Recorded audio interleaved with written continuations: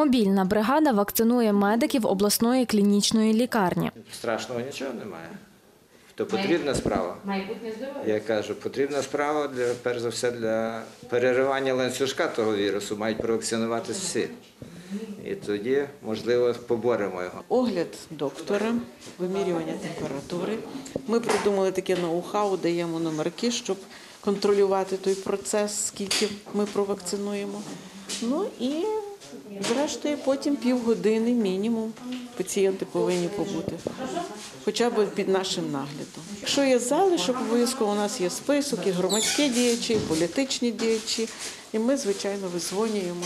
Вони, в принципі, готові, вони мобільні. Ну, почекаємо, приїжджають. Напередодні вакцинували 74 медиків обласної лікарні. Залишилося 6 доз. Їх розподілили поміж публічних людей, які зареєструвалися та прийшли завчасно. Серед них і Ксенія Матусевич. Вона є керівницею громадської організації «Краса рятує». Мені мої друзі, які є дуже активні в пласті, скинули реєстраційну форму. Я голові організації, мов, Ксень, давай, спробуй. Я зареєструвалася, вказала свої дані особисті і написала, чому я вважаю себе людиною, яка є проактивною. Я вказала, чому, в принципі, я можу претендувати на цю дозу.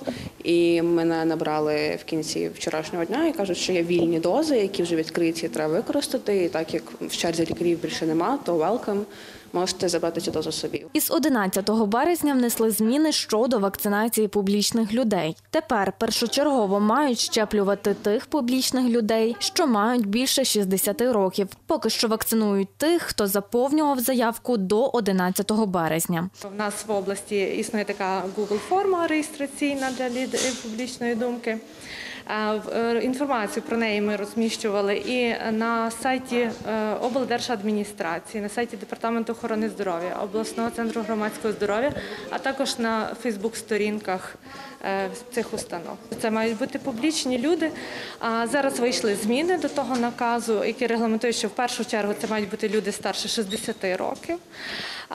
У нас це є, можуть бути журналісти, можуть бути релігійні діячі, можуть бути лідери громадської думки якихось місцевих таких локацій, можуть бути політичні діячі в області, можуть бути зірки, сцени, телебачення, якщо такі виявляють бажання вакцинуватися. Можуть бути громадські організації, лідери громадських організацій потужні. Нагадаю, загалом на Львівщині працює 9 мобільних бригад з вакцинації. Олена Данило, Роман Гнатишин. Новини на Суспільному. Львів.